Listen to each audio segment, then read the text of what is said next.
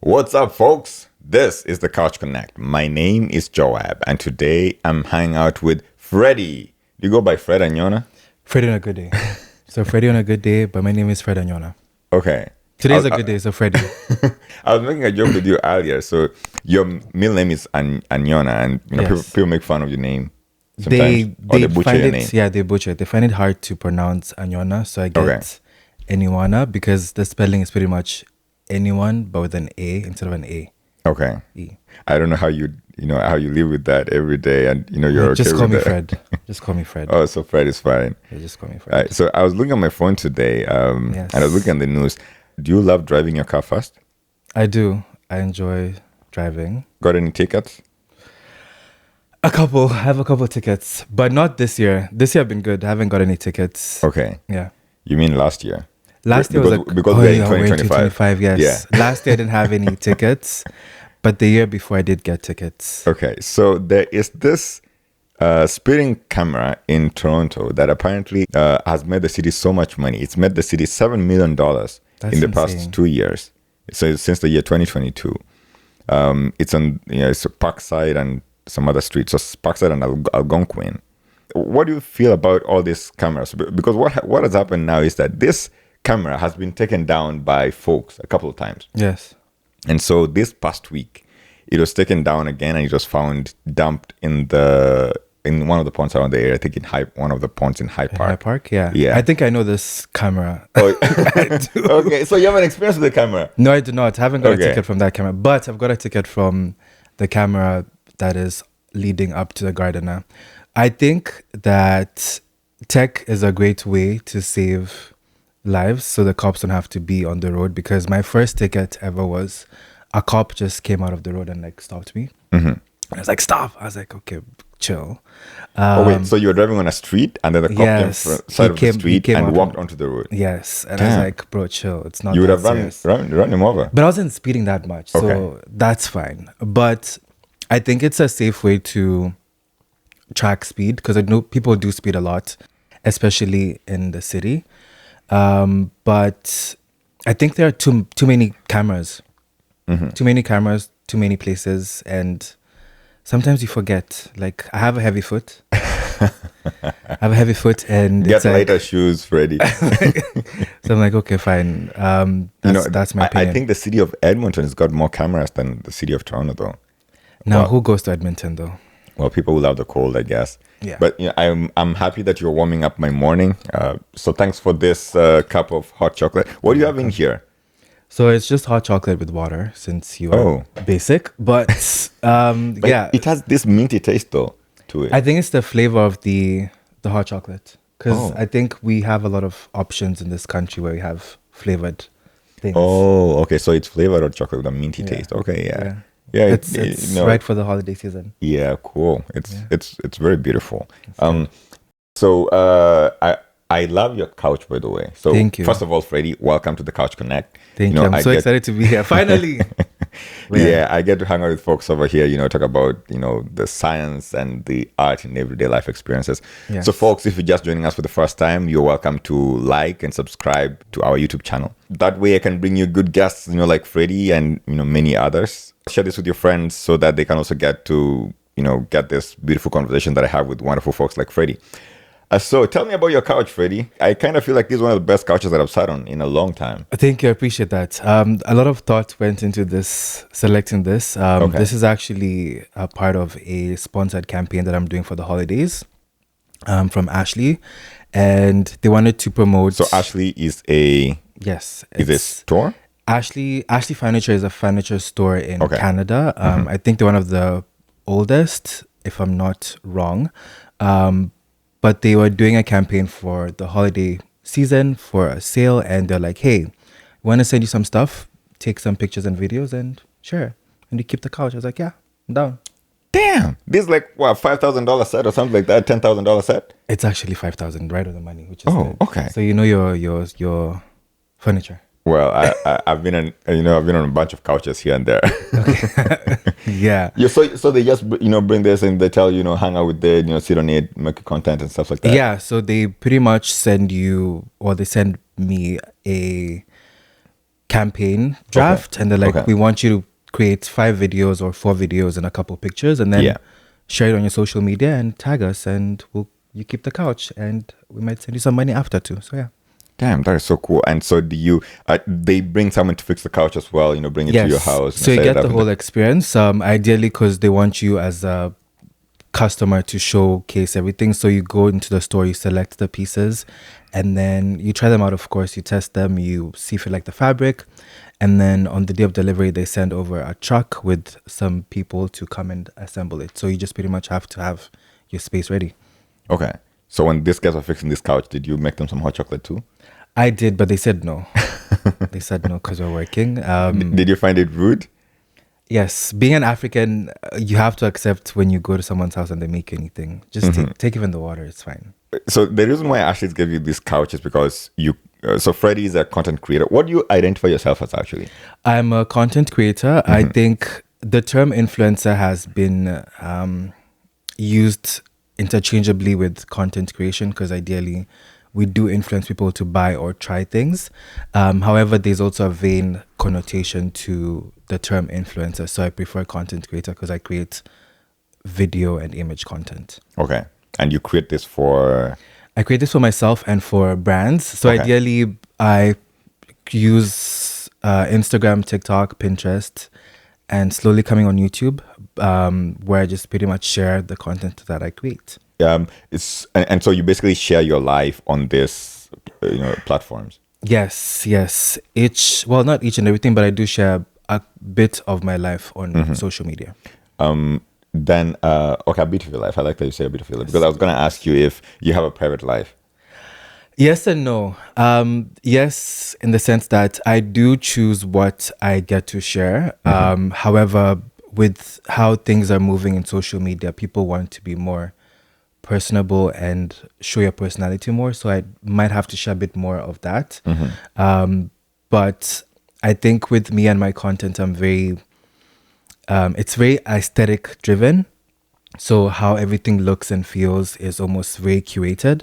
I do show up personality-wise a bit on my stories on Instagram. Okay. But then I also choose what to share, because I don't really share as much, because I think the internet is an amazing place, but it's also a very hard place, because everyone thinks that they know you based off of what you share and talk about. Okay, so do you feel like, well, maybe not feel like, do you think that you are very different from the person that is out there on your social media? No, we're the same person. Okay. Yeah. So you're very relatable. You are very authentic. I think you're yourself. Yes, I think there's a balance between having a persona online and being who I am in person, because I'm very chill and mellow in person, but then I have been told that sometimes online I come off a bit different than that energy. So I think maybe there's a disconnect, but like it's a bit of both. It's just a persona. Did you have to work on yourself and know how to balance between your private life and your online persona, as you put it? 100%, because I also consume content as well, and I think some people... So what is consuming content? Just going online and looking at content, engaging with people that share, watching YouTube. I watch YouTube as well. I watch vlogs, like 45-minute vlogs. I think my biggest thing is, I feel like some people overshare online, and this leads you to... People have ammunition. I think there was a trend a couple weeks ago, or a couple months, like last month. So for context, last month is the month of December. Right? Yeah. So people were doing this suspect. Yeah, suspect does ABCD. Yeah, I saw that. Yeah, and that's very based off of what people know you in real life would do it, and now people on the internet would grab that and think that they know you based off of those little moments. Did you get on the suspect challenge? No, one of my friends wanted to do it. She knows herself, but I said she has too much ammunition on me. And what is ammunition? She knows way too much about me Okay. to do that, and I'm like, no, we're not doing it. So knowledge is now ammunition. If I know so much Yes. about somebody, I can use it, You can use, yes, to bring them down or against them in some way, shape or Sadly. form. And so when you're working with these brands, is there like a criteria that you use to pick the brands that you work with, or do the brands just reach out to you and then you just say, you know what, whoever is willing to work with me, I'm happy to work with them as well? Yeah, I've been fortunate enough to not have to do outreach, so I don't have to reach out to brands to work with me. But then I think going forward, there's a mix of both. Everything that I've got has been inbound or coming in towards me, so I'm very thankful for that. However, also, and I'm trying to look at the campaigns I'm working on, there are certain things that I look at, if they are, for example, sustainable, if they do have any measures that they take in making the environment better or like making the world better.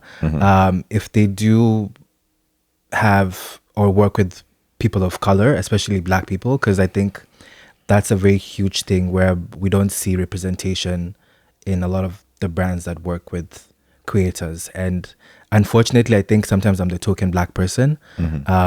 But that is something that I usually look at a lot if they've had previous partnerships with Black people or have done things with people of color. So let's talk about something that you just said a moment ago, sustainability. So you are driven by the environment. Yes, I think having worked initially in Kenya, my first job was with a brand called Kipato Unbranded, where I learned so much. Their main model was basically using or reusing brass material, and that taught me that I think a couple of things that I learned was, one, that we need to consume less. I think we're in such a fast-paced world where Amazon exists and we want to buy each and every single plastic thing. Yeah. So we're over-consuming and things we don't really need. And in that sense, once we finish all that waste, where do we put it? So I think when brands are actively finding ways to be sustainable, so like either reusing the products or having a system in place where you can send back. So for example, Nespresso does this thing where the pods that you use, you collect them and put them in a bag, and then you ship it back to them and they'll reuse the pods. Okay. So I think such initiatives and such things that brands or companies do is very important, because we're only so many people and we consume so much and waste so much as well. So yeah. I was looking at this, I was watching this video a couple of years ago, maybe 2-3 years ago. They were doing a documentary in, was it China or Malaysia? One of the Asian countries. And they had this waste container. So containers that carry waste. Yeah. And these are waste products from North American countries that are then shipped over to, this Asian countries. And I kind of felt bad because one of the things that I saw there was a wrapper. So a wrapper for the 24 pack of, 24 pack of water bottles was in this container. That's how they knew that this thing came from North America. From North America, most likely from Canada. And I was like, damn. So would you feel like, a company that would do something like this is probably not in the best interest of the environment? Yes, of course. I think, first of all, every country should get rid of their own waste within their borders. Okay. And I think also the beauty of the internet as well is that there's so much information as well right now. So maybe even like boycotting buying this brand can be an example of ways to, take part in being more environmentally aware of the situation. So. Is it possible that there are some brands which probably say that they are environmentally friendly, but they are not? Of course. Okay. Of course. Brands are liars. And is there a way that you probably could be able to pick out on this and know that these guys are lying, they're only doing this for, whatever reason? I think there's only so much research we can do, but if it's outrightly lying about sustainability and environmental practices, then I'd probably boycott that brand or not work on that campaign. So one of the other things you talked about is, being a token Black person. Yes. So first of all, have you found yourself in situations where you feel like you are the only Black person? Yes, multiple times. My first event as a content creator and influencer in Toronto, as they like to say, we go to a lot of events, and these events are hosted by brands or companies and PR agencies that just want to have more face-to-face activations. So my first event, I was the only Black content creator out of a room of 100 people. And for me, I didn't realize until almost the end where I was like, there's actually no other Black content creators here. So unfortunately, that has been a pattern, but then some people or some brands are changing that narrative and including more of POCs and Black creators. There's so many times I found myself in very many rooms and I've been the only Black person there. Yeah. And even sometimes I felt like, even for my role in my, place of work, maybe they gave that to me because I was Black. Yeah. I think the beauty in that is that also you can be a good representation of our people, and that's it's a tough hat to wear, but you do have to be a representative of the whole community and culture. But what that has done to me sometimes is it's made me feel, this sort of imposter syndrome. Am I only here because I'm Black? And then I look at the abilities of all these other people, and then I probably imagine that they're probably, very, more equipped to be in that position. Yeah. Probably better than I was. That is and imposter what that syndrome. has done is that it's pushed me to try work a little bit harder and, probably seem a little bit more relevant. Yeah. I think imposter syndrome is a thing that a lot of us face, but it dies down.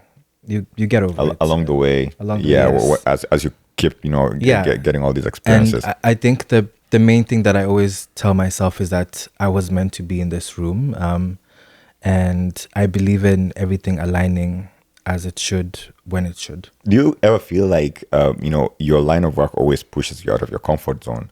Yes.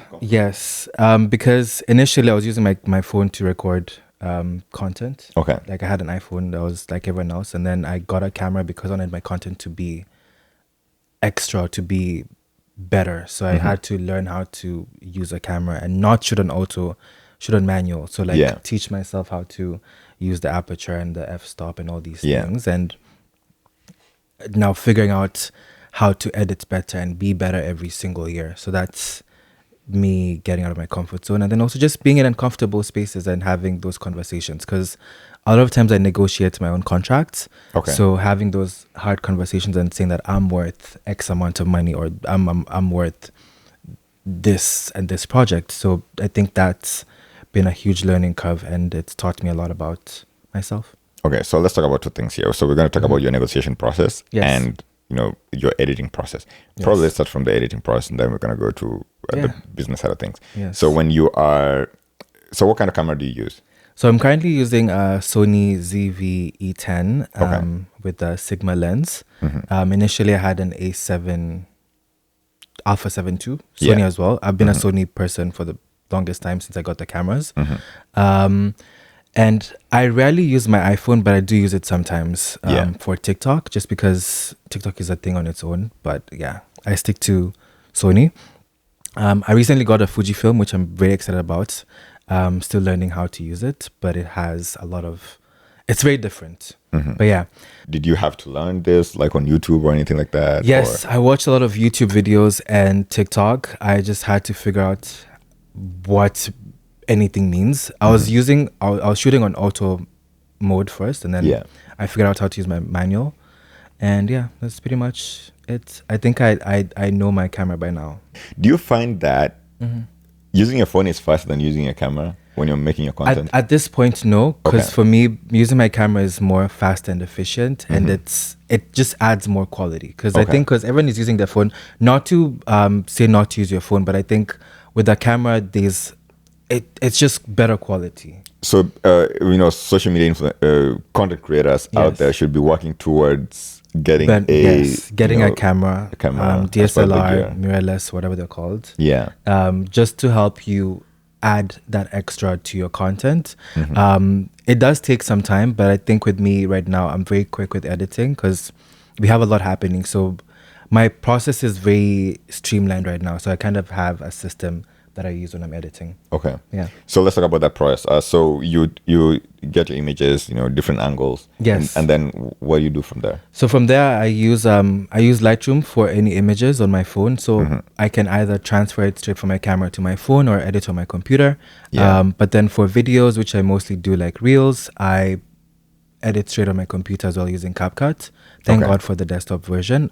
So I pretty much just link my camera to the computer and then I edit on there. And then any final touches I can do on my phone, but pretty much it's ready to go whenever I have them. I have a folder where everything is saved. Yeah. And from there, like I have my content. I like that you say that you don't go out looking for clients. Yes. Mostly clients They come. actually come and look for you. So let's talk about that. What is that process like? Yeah. From the moment they reach out to you until you work for them. So initially, at the beginning, of course, you do have to attract these brands. So like for a brand to work with you, they have to see that you are relatable to them and their consumer or their clients. So with that being said, for example, if it's fashion, you of course have to wear like the clothes from the brand and then tag the brands and then they'll see you.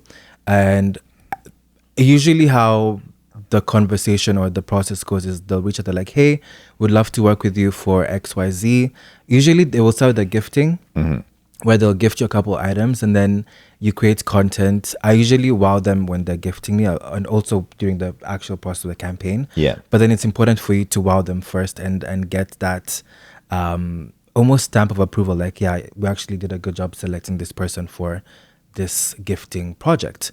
So once they gift you the project, then you work for a couple months, and then let's say they reach out again for a campaign. They're like, hey, we'd like to have you on a paid project for example, for fall or for summer. And then they'll ask you for deliverables, so which is pretty much like one reel or two pictures. And then once you agree to the deliverables, like, yes, I can do one reel for you, and then it goes down into the contract signing. So they'll send you budget. So usually the budget is a game, kind of. They will ask you, how much would you charge for this? So it's also very important to know how much you're worth or how much your work is worth. For me, I have a range. I won't tell you guys this range, but I do have a range that Okay. I charge. And this depends on the brand as well, because what you will charge Sony is not what you're going to charge a small family restaurant in Toronto, for example. So these are things that you can think about, but also you learn as you go. So with that range, I'm comfortable getting X amount or Y amount. And then from there, the brand will come back and say, okay, fine, we can give you X amount, or we can give you this instead of that. And then you basically negotiate, you throw each other the ball, and ideally come to a number, and you're like, fine, we'll do this. And then they'll send you the contract, you sign the contract, and next steps would be creating the content. Usually there's a timeline, so they'll send you shipment, for example, within 5 days. You create you have to create the content within those 5 days, and then you send it back to them, and they will approve or ask you to make some changes. And then if there are changes, you pretty much send back to them, and then they approve everything, and then the content goes live. And after that, you pretty much wait. Now, this is the ghetto part. You have to wait for net 30, 60, or 90 days for you to get paid. Ooh. Okay. So- is that after they see some traction, or That's after the content goes live. So thankfully, we're not a performance-based industry. Okay. However, sometimes it can be performance-based. So most times they'll just want to see the analytics or the metrics. So like how many people liked the content, how many people shared the content, how many people commented on the content, and how the numbers are doing. That's why it's very important to support your content creator friends, because it's hard out here on the streets. And then based off of either that or the quality of the work, or even the kind of content that you created, you would get repeat clients if there is budget. Now, sometimes the brand deals are one-off, so it's pretty much like once and that's it. Or sometimes you can get a repeat client, which is usually ideal for most content creators. do you have to be okay to have a fluid sort of fashion sense? And what I mean by that is this. I consider myself a very simple guy. Yes. I own, I'd say probably at this moment maybe tens of this black V-neck t-shirts. Yeah. And I'll wear this same t-shirt every day. So you see me on Monday, you see me on Sunday, you see me in my lecture hall, you see me in my lab. I'm gonna be in a black t-shirt. Yes. Probably something on top, but there's gonna be a black t-shirt down there. And my pants are basically the same thing. And the reason why I do this is because when I wake up in the morning, I don't want to spend a long time deciding what to wear. Yeah. So I just want to get in the easier. closet and, you know, what is there to wear? It's my black t-shirt. Put it on and, you know, get on with my day. But I'm, you know, thinking about, you know, what you just said. If I'm going to be working with these fashion brands and I want to be a content creator, you know, in that sense, I have to have this fluid sort of fashion sense whereby I can be okay wearing a formal suit on, you know, on Monday, and in the evening probably change into this sweatpants, and you know, go to the mall in a pair of jeans with, you know, a denim jacket or something like that.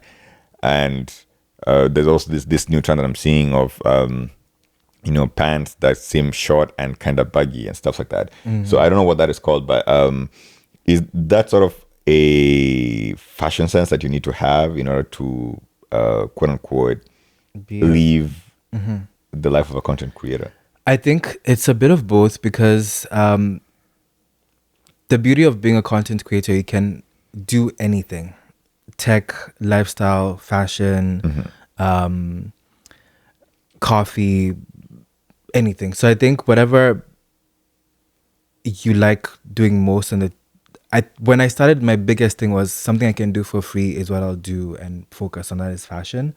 Now, if you feel like you don't have a fashion sense, but you want to tap into fashion content creation, I think everyone has their own sense of fashion. And I think it's just how you wear what you wear, and brands will still work with you because you're talking about basics. Maybe let's broaden this not to just fashion, or, you know, even the kind of pen I'm using, the phone I'm using, the kind of food I'm eating. Yeah. So would you have to be fluid in your lifestyle? So I'm going to be using an iPhone on Monday. I'm going to be using a Samsung Android on Tuesday. I think it's important to be fluid, yes, because that way you can have a more range of brands to work with. But then you can also hone in or like niche into something. So if you're into a specific kind of tech, you can focus on Apple products because they have 10 products or like something else. So I think it's just being able to fully appreciate or love what you want to focus in for you to focus on that. But I think it is also important to have that ability to like and be fluid with everything. So something else that you said in terms of we should support our content creator friends out there. Yes. So what does that look like? What should I do in order to support my content creator friends? Yeah, I think a lot of times when we consume content, we just basically scroll, and any form of engagement is great engagement. So like liking a post, commenting on it, saving it or sharing it with someone is a great way. And these are great ways to support your content creator friends. And they're super easy. It's like a couple seconds. But yeah, that's just the simplest thing you can do. So how long roughly does it take you to create a video or a piece of content? I'm very quick. So like, for example, if I have to shoot something, it will take me 35 to 40 minutes to shoot different angles. And then editing for me has also become like second nature. So I pretty much do that in half an hour. So if something is due at midday and I start at 10 a.m., I'll be able to finish it on time. So is there one that has really pushed you? Do you feel like, you know, this project really pushed me to, you know, my very do more? Yes. I worked on this hotel campaign. It's still not out yet. But then they had a very specific way of wanting the hotel to be represented, and the first piece of content I did not match what they wanted. So like I had to go back and refilm and reshoot, and I still haven't had feedback from them, so I'm not too sure. But I think that's been the most challenging. So I think the challenging thing is also when brands have a certain idea and then you have your own idea, and both coming together and finding the aha moment, like, yeah, this is good, is usually the hardest part, because I think creatively people are very different. Yeah. So trying to come together and have that one unison look is usually the toughest part. But so far, everything that I've done has been good and the brands have liked it. I haven't got a lot of revisions, thank God. Just this one instance. There are some instances where you disagree with clients, I would imagine. 100%, yeah. Okay. Yeah. And so has there been an instance where, you've had a very difficult experience with a client, you probably ended up on, going different ways and with very bad blood between each other? No, Okay. thankfully for me not. But I have had a friend who has had that instance, Okay. and they did back out of the deal, both parties. But then the beauty of this industry is that there's also other projects. So if it's Okay. not spring 2025, it can be fall 2025 or winter. So it's always something that you can come back and work with a client. Unless there's bad blood, pretty much you can avoid working with a client. But I think we're very fortunate that this industry doesn't really have that much bad blood energy between all parties. Well, I know that your market is more based in North America. Yes. It is possible that, it could also be global. But are there brands that you feel are easier to work with, that any content creator out there can easily work with, as opposed to Yes. those that are very, difficult to kind of work with? And Yes. what are those brands? If you So a couple brands that are very easy to get into and work with are anything that is UGC focused. So like user generated content focused, like Amazon or Walmart. Skincare is also really good. Sephora is really good with content creators. But then when you come down to actual niche brands, for example, when you go into luxury or like Uniqlo or Honda Acura, they're a bit more selective with who they work with, because again, I think they have an image that they do want to portray online. Yeah. And fortunately or unfortunately, that doesn't apply to everyone. But there are brands that everyone can work with. I think also starting out, there wasn't as many resources that we do have today. Like right now, there's a platform called Peersway where anyone can apply and join, and you can get a campaign. The pay is a bit lower though.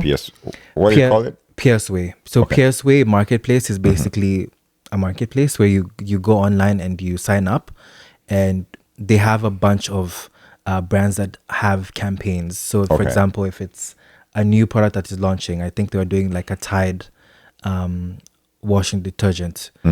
So you can apply and they will look at your content and say, okay, fine, we can work with you. So there's a lot of resources that we have these days that we didn't have in the beginning, because I think also in the past you had to literally, go out there, look for emails, DM, and ask people like, hey, are you open to working with me as a creator? But now there's so many things that you can do and tools that you can use. Did you at any point ever have to go out and look for Work? any of these clients? Yes, I did Okay. have to send a lot of emails and prepare a pitch deck. Okay. And ask, hey, I'm willing to take this product for free. Just give me some work. Yeah. I think because it's just like building a portfolio. You do have to have a lot of brands and previous work history Yeah. for you to get to where you can be able to sit down and let brands come to you. I still do pitches. I won't lie. Like I'm gonna reach out to brands because I think the industry is very saturated right now. Yeah. There's everyone, their mother and their grandmother is a content creator these Yeah. days. So how do you stand out? Because sometimes your content would not show up to these people. So you do have to pitch and reach out to these brands. And a pitch can be something as simple as a DM, like, hey, I really like your brand. I'd love to work with you sometime. Give me an email, a contact I can reach out to. Yeah. That can be that simple. Or some people go into LinkedIn and look for PR contacts. That's a lot, but it's still a step to, putting yourself out there as well. Let's say there's people out there who are starting out on, social media. They're trying to be Yes. content creators, but they are really, really struggling. Because I think I see a lot of people out there who are trying, first of all, there's very many people on social media. I mean, Yes. it's kind of like become like, I don't want to call it second nature, but it's kind of like, this additional way that you have to communicate with people. Yeah. You probably have your Facebook channel and your Facebook, what do you call it? Profile? Facebook profile or your Instagram profile. And you just want to share this with your friend. Just show them your life. But then there are people who are starting out this, Journey. Instagram Yeah. journey. But what they want to do is eventually their end goal is to become, content creators, probably full time. Yeah. So how can they kind of, are there steps that they can follow to slowly increase their attraction or, grow so that they can get to this level? Yeah, that's a really good question. I think the first bit would be believing in your craft and believing in yourself, because no one else will believe if you don't believe in yourself. That's one. Two is just showing up. Creating content and posting as much as you can is a great way of you putting yourself out there, because A, you're going to make yourself better at the skill of editing and shooting content. You will know and figure out what works for you, what doesn't work for you. Also, building community and networking with people. Like, I think reaching out to established creators or people that have been doing it for a longer time, asking them questions about the kind of tools that they use, their practices that they do. I think some people will be open to sharing, some people are not really open to sharing it. So don't be discouraged if someone doesn't want to share their trade secrets. Yeah. But I think just those two would be great places to start. Showing up, staying consistent, and building network and connections with already existing creators. Is there a number? I don't know if I can call it, like the critical mass where they're supposed to reach so that they can start seeing something happening? Oh no, thankfully we've changed from those days. Those were back in the days where you had to have like 100K followers for you to get work. These days you can have 2,000 followers and you can get free products, you can get actual campaigns. Something I do say a lot of is building on your quality of work and trying to stand out, because what makes you different from me or any other creator is how you create your content and your quality of work. And also just like trying the different platforms. There's TikTok, there's Instagram, there's Pinterest. But I think Instagram and TikTok are pretty much the biggest ones right now that you can actually get work from. But then you can still dabble in across the pond, and even YouTube as well. Does Instagram or TikTok pay content creators? Not in Canada. Oh. But in the US, yes. Okay. They get paid to actually be on the platform and share content. So what is this? Is this Instagram or TikTok or both? Both. Okay. So in Canada, And TikTok Pinterest as well. are not paid. Oh. Yeah. Okay. So you get paid. And now they have threads as well. Threads on from Instagram. Yeah. They get paid to be on threads. Once you reach a certain threshold, you get income from the platform. Oh. But in Canada, we are unlucky because we don't get paid by the platforms at all. The only way you can make money is from actual campaigns or partnerships and such. Snapchat is coming back though. Snapchat is coming back. Do they pay? They do pay. Okay. Yeah, they are trying to become a platform where people can actually spend time and enjoy content. I feel like over time, social media is constantly evolving. I don't know if you feel the same way. Yes. And so how do you make sure that as a content creator, you stay relevant all the time without becoming a clout chaser, without, doing things just for the sake of doing things. Yeah. I think one is staying true to who I am by not changing myself or how I create my content. I also read a lot. Like I check articles and people have a lot of information to share. So I always read that. ChatGPT is also there to ask questions. So yeah, those are the two ways I stay on top of the game for myself. So when people are starting out, do you think that they can become threatened or afraid to continue the journey? Mostly because they are seeing other people are very successful. And what I'm looking at here is there's a time you probably were at a very low number of engagement with your content. Did you ever feel intimidated? Yes, 100%. I questioned whether this is something I should be doing, but I think that's where you can tell the passion from people who are in it for clout. Yeah. Because I know some people with TikTok especially, I think when it started out, anyone could go viral. Virality was a huge thing. And then once you stop being viral, I think there's that disconnect where you're like, okay, maybe this is not for me. But I think for me, I'm very passionate about it. So you have to be really passionate about creating content. Yeah. And for me, it's always been an outlet creatively. And yeah, so I'll still keep on doing it with or without the numbers. I've just been fortunate enough to make money from it and build a great community and network and get free stuff. I also have this, general feeling that if you do something because you have passion for it and not necessarily because you're doing it to make money, it'll probably grow to a level whereby, you can actually make it your full-time gig. Yeah. And the reason why I'm saying that is because in the course of my life, I've done so many things. I've been in so many different careers. But eventually when I landed, where I'm at right now, so I was always running away from, I feel like I was always running away from my role as an engineer. Yes. And the reason why I was running away from it is because I felt like it wasn't meant for me. But then I came to realize the reason why I always felt a disconnect from it is because the role that I was playing as an engineer, especially when I was being trained, was very different from what I expected I would be doing eventually. Yeah. And so when I finally landed in the role that, I'm in right now, I could do it any day, even without getting paid. I always tell my students that, I could honestly come to class every day and, just hang out and talk to you guys without getting paid. And same thing goes for my lab. So when I go into my lab to run experiments, stuff like that, I feel like I'm connected with those cells that I'm working with, right? Nice. I feel like I'm connected with those machines that I'm working with. So much so that I feel like I don't have to pay to be there. And so I also feel like if you were in social media and you were just living your life, on social media. I have this bunch of friends who are scientists as well, and they're on social media, and I just see them, posting their general life in the lab, right?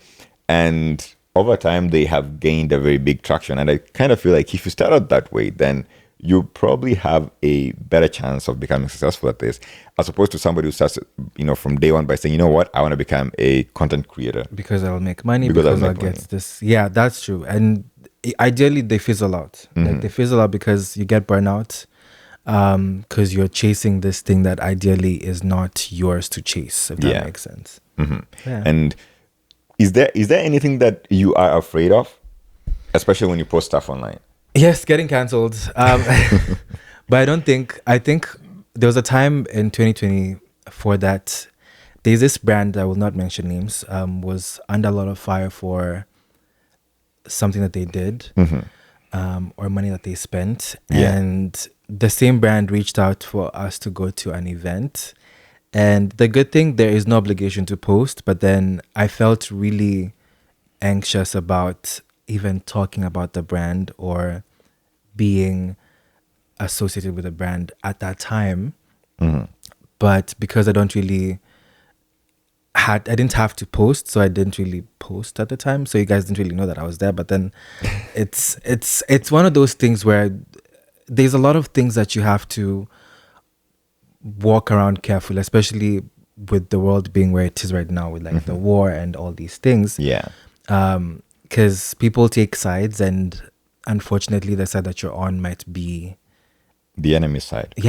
So, and any form of support, because I've seen people being torn down online because of talking about certain brands that are physically or known to support certain industries or And so how do you then escape this?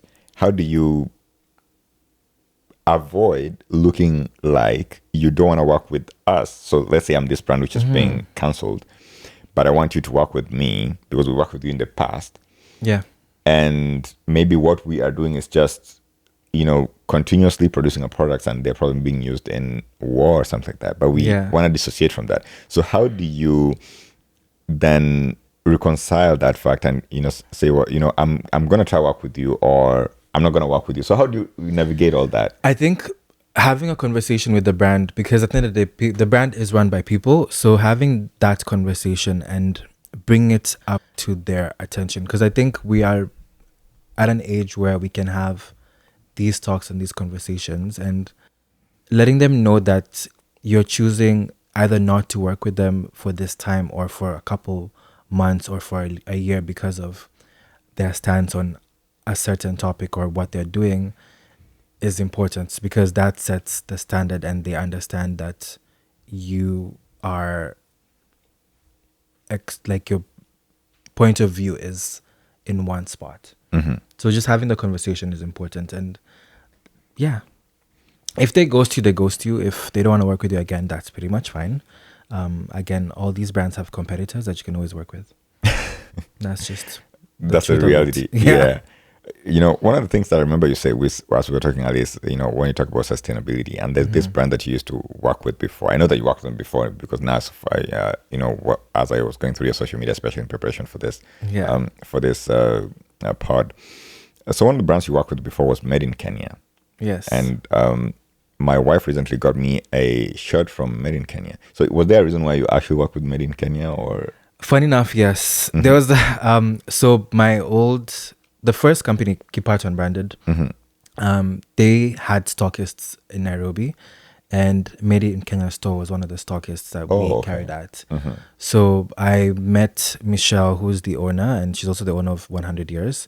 So Made in Kenya basically is what at the time was a spot that had all the Kenyan brands that were made in Kenya. However, weirdly enough, most of these brands are owned by white people, but again, they were Kenyan brands. So that's how I ended up working for them, because they really liked what I did for Kipato, and I took on that contract for a while before I left Kenya and came here. That shift from being a content creator in Kenya, yes, that was really hard to Canada or North America.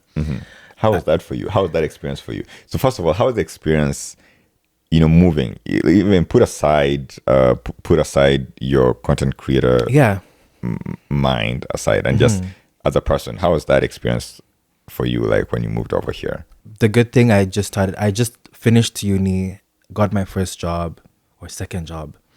I was working that for some time, and then I left Kenya and came here to a new, different environment. Of course, there was so much culture shock, because it's North America and there's Coca-Cola and Big Macs and all these things, and root beer, which I was very excited for root beer. But it was such a huge learning curve, because I got to... It was a huge learning curve. Yes. So I don't want to lose this thought. Okay. Root beer. What are your thoughts on root beer? I love root beer, but I think it's nasty if you have it a lot of times, but I like root beer. Like, it's the kind of drink I'll have once every 3 months. I can't have root beer once every 10 years or once in forever, because it tastes, to me, it tastes like cough syrup. It does have a cough syrup taste. I feel like I'm having medicine. I even like toothpaste like sometimes. Fizzy medicine. I think it's a what's it called? What system that they say? It's acquired taste. Yeah. It's like figs. Have you had figs before? I've had figs before. Dried figs though. I mean, so not the real figs. So I don't know what the real ones taste like. So the dry ones, they're sweet because all the water is drained out from them. It's very acquired taste. Like it's one of those things where I think the first meal I had was actually a Big Mac and root beer. Damn. I was like, I need to. That must have been a very nasty I was like, North America. I was like, yes, this is how I know I'm in America. Okay. And Canada, but yeah. So let's go back to so the learning curve. Learning curve, because so when I left Kenya, I was a content creator or a blogger. I was actually more of a blogger than a content creator, so because I had a blog. I used to write, yes. Okay. I think that's how I got into the industry. Actually, what is the name of the blog? I had 2 blogs. I had Freddie Anyona, and then I had Not So Silent. Yeah, I think that's it's Not So Silent. Yeah, he made a website for me. I got a domain. I paid a lot of money for that domain. But I was like, I'm going to do it. And I actually got my first brand campaign in Kenya. I think people don't know this, but I got my first brand campaign in Kenya. It was a Daniel Wellington watch. And I was over the moon because they were sending a few watches to people in Africa. And I was one of the people to get them, because they sent one to Kenya, one to South Africa, and one to Nigeria. Okay. And I was like, yes. So you're the only Kenyan to get. I was the only one out of the 4 in Africa. They sent one to each region.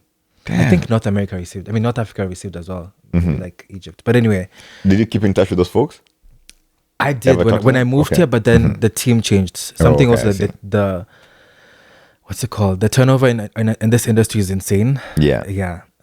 But yeah, The turnover in the social media managers in these yes, companies. Okay, yes, I see. it's high. Yeah. But yeah, I think that was my stamp of approval moment, because I was like, okay, I'm doing something right. Keep on pushing, keep on pushing. Yeah. But again, at the time in Kenya, the industry was growing. There wasn't as much content creation. There are still brand partnerships, because part of my role was also partnering up with creatives to showcase and share our product, which was Kipato branded jewelry. Yeah.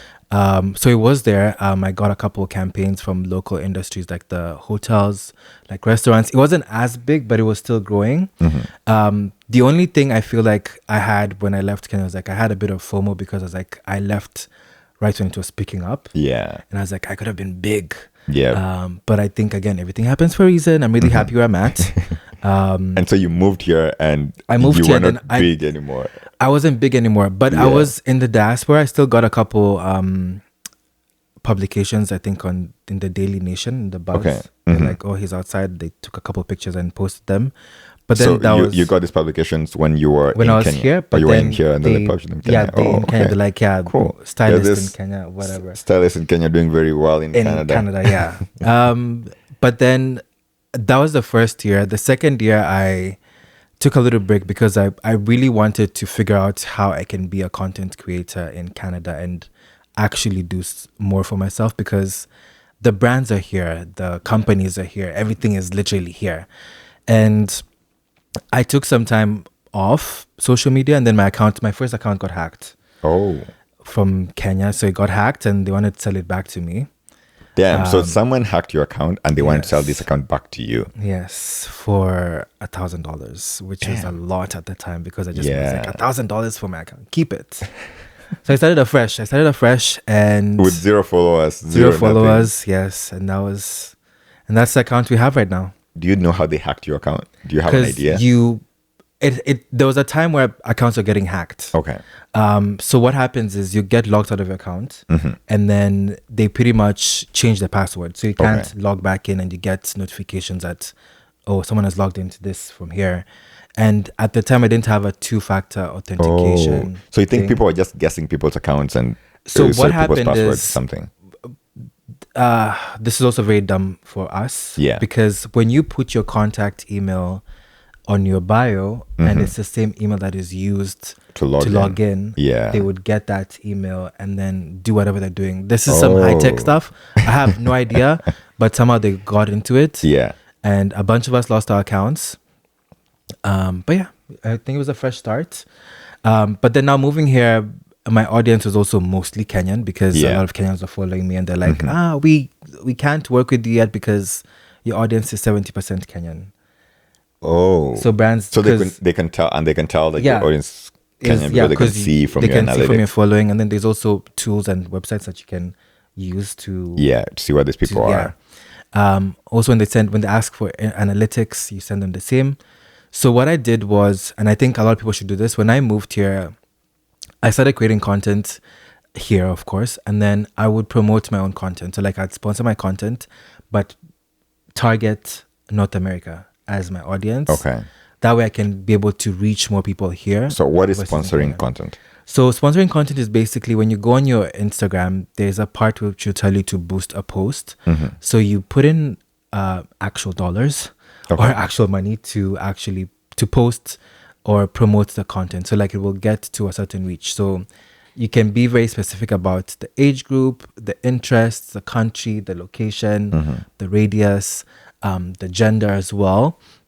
And this helped me reach more Canadian people or more North American audience, because I also have a good chunk of people in the US. So it's that was the thing that I had to invest in myself to get more of the audience that I'm at right now. But right now I think thankfully it's organic, because I've been here and I'm tagging and doing all these things. So there's that flow. Yeah. And so how much money roughly would you be paying for this ad, if you want to call them ads? So depending on the month I had, like I'd do maybe like $10 each day for 5 days. So like $50, or $5 for 5 days, 25.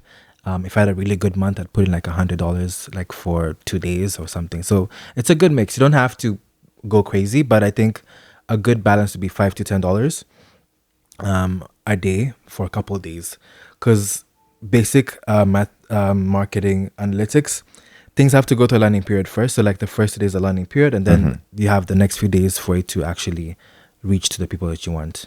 You probably didn't mention it in there. There was some culture shock, but Yes. do you want to speak specifically on that, the culture shock? If you met any culture shock, or Yes, kind of I think how the culture shock affected you? being a minority is one culture shock. Okay. Where you have to check a box like, are you a minority? Yes.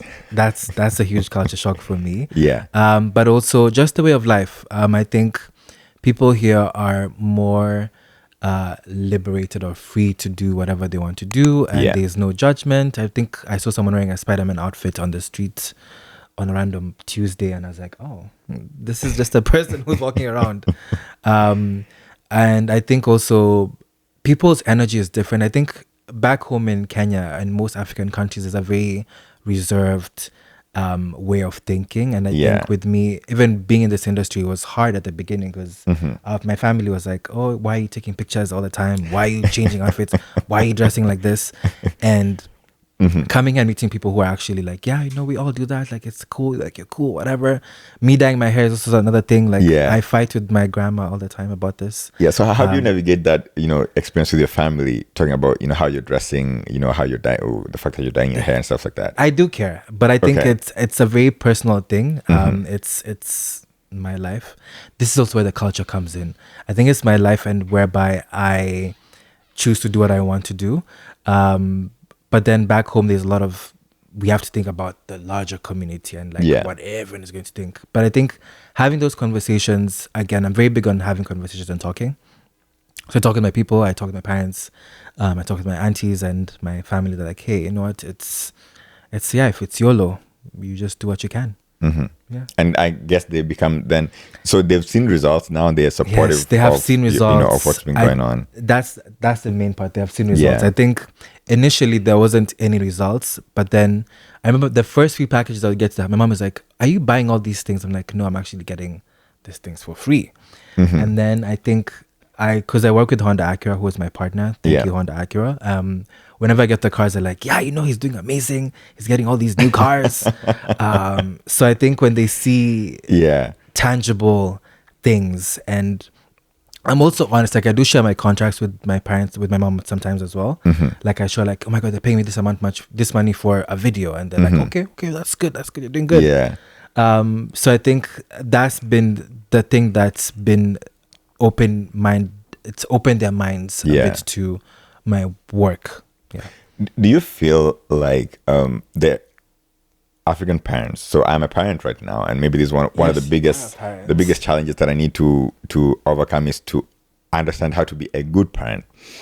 Do you think that African parents who have the mindset that you grew up with, or the mindset that you were brought up with, or someone that was brought up with, most likely, is there a way that this mindset can be tweaked so that it can understand that the way we thought, for example, about education or careers has changed over time, and it's very different now? So as you're developing that chain of thought, I always talk to my students and I tell them that, so I'd say, let's say 99% of my students are engineers. Yeah. So of this 99%, I'd say 1% of them end up becoming something else. Yeah. So the 1% would probably become doctors or lawyers or social media creators or something else. But I want to speak about, the careers that are, the traditional careers. So engineer, lawyer, accountant, etc. Doctor, yeah. So I talk to my students and tell them, you know what, if you are here, so most of my students are maybe in their 4th year or something like that. Yeah. So 4 years of engineering school, I always tell them, if you are here today and you feel like this is not the best place for you, you could always, make a 360 turn. And the reason why I tell this to them is because right now there's so many other things that you can do apart from the traditional careers that, we grew up knowing are the ones that existed. And so I always struggle with how am I going to bring up my daughter so that she can fit the world then, because the world is evolving, It you know, is. Yeah. very fast. And so coming from that mindset now, or, you know, my kind of thinking and, you know, the way I've explained it to you, how do you think we can talk to our parents or the new parents and kind of have them think about the future careers not being similar to the traditional ones? I think the first thing is always showing by example. I've been fortunate enough, like my parents are not very big on me following the traditional path of you need to be a doctor, etc. Because I was more creative in school.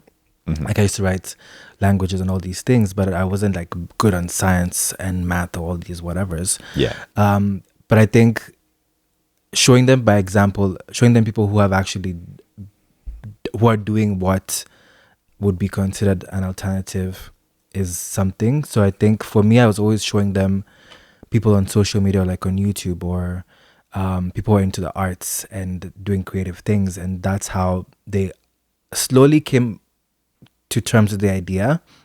But then also for me, I think it's also very important to do go to school, because I did my bachelor's in marketing, and I think that's also really helped me a lot to understand the basics of content creation. Now, a lot of people don't really have to go to school, but there are courses in this day and age which also shows you that the world is changing, because there are digital marketing courses that you can take, and content creation is actually like a minor or unit that you can take as well. So I think there's that option now that people have, that you can ideally show to your parents or you can show to your kids. But then having success stories is also very important. And I think for me, that's something that drives me a lot too. Being a success story in what I do as a content creator, like a digital marketing person or something, because I want someone to look at me and use me as an example of, you know, that they've done ABCD. I think, funny enough, there's a class when I first moved here in 2018-19, one of my friends sent me a screenshot of my blog being used in the class in Strathmore Business School. Yeah, the lecturer he took a screenshot and he was going through things to put in a blog. But I wasn't blogging was big. But then I think that also showed me that anyone could be watching your profile or whatever. Yeah. And I want to serve as an example of not only immigrants, but also people that come from my background who, you know, from my country, are like, who can be able to do certain things. So like, that's something that I want to use. And I think that's a way of showcasing to older generation parents and new generation parents who have their kids right now. Do you think that in any way, the way you were brought up, or so it could be your heritage, or the way that you were brought up, the ideas that were instilled in you, do you think that any of this show up in your stories or in the way you make your content? Yes, 100%. I think I'm still an African man, by blood, by nature. I refuse to do certain things. I think also growing up in Kenya and understanding, because I went to Taita for high school, and it's a less privileged province in Kenya, but seeing how people here, because I worked in retail here as well. Like now that you've been in Kenya for a very long time, they no longer have provinces in Kenya. They don't? They have provinces in Canada. They have counties in Kenya. Oh yes, probably they have. Taita County. Yeah. Anyway, so yeah, like moving here, I worked in retail, and I got to see people spending like 5,000 on a t-shirt. I'm like, you don't need to spend 5,000 on a t-shirt. Like, why? Okay. So I think for me, having that quote unquote reality of you don't need to spend XYZ on something when you can get a cheaper, more affordable or similar item. I don't preach excess. I like nice things. We all know this, but then to limit kind of vibe. So I think with me, certain ideals and things that I've been brought up with are still true to who I am today, and they show up in my content one way or another. I think that, man, you've accomplished so much, and you know, it's a very big inspiration. You are inspiration to very many people. And as you're continuously working towards, you know, achieving all these great things, it is very, very inspiring. And I think that just like those parents or the professor who was using your vlog or your blog as a teaching aid in a classroom back in Strathmore, I think many people are probably going to be looking at you years from now and using your content in showing some things in some shape, way, or form. Is there a dream project or a dream collaboration that you are still aspiring to do? There's a lot of dream projects or collabs that I'd love to work with. But I think, first of all, countries, I don't know if you know this, but countries actually do take people, like the Ministry of Tourism will ask people to come into their country and create content. Yes, I've seen, his name is Sami Chu or something like that. Yeah, there's a lot of countries do that. Yeah, I've seen him going to Malaysia or the Maldives or something like that, and having those experiences. Yes. Now, one place I would love to go is the Philippines, man. They have this collection of islands that has clear water that you can see the bottom of the ocean, man. Yeah, that sounds amazing. So I think that for me is like a goal. But I think there isn't really a glass ceiling. Like there's always something more as a human being that you want to achieve. So I think there's always something. I've had a really good relationship with different brands and clients and partners in Canada so far, a couple in America or the US. Yeah. I'm just excited to see what else I can do and who else is out there watching. Yeah. That is very inspiring, man. Yeah. Freddie by Fred Anyona. By Fred Anyona. Or Fred.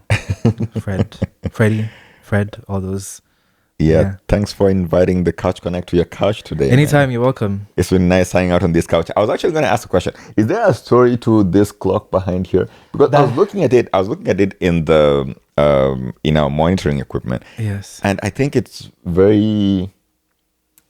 So sorry, guys, that the camera wasn't adjusted to have that in the frame. The whole clock in the frame.